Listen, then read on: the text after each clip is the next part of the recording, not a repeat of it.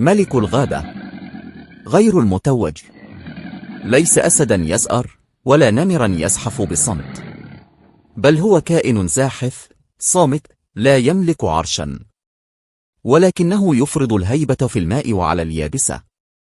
التمساح، الكائن الذي نجا من عصور الديناصورات وظل محتفظا بقوته حتى يومنا هذا. يعرف بقوة فكه التي تفوق جميع الكائنات الحية، بقدرة تصل إلى 3700 رطل لكل بوصة مربعة، أقوى من عضة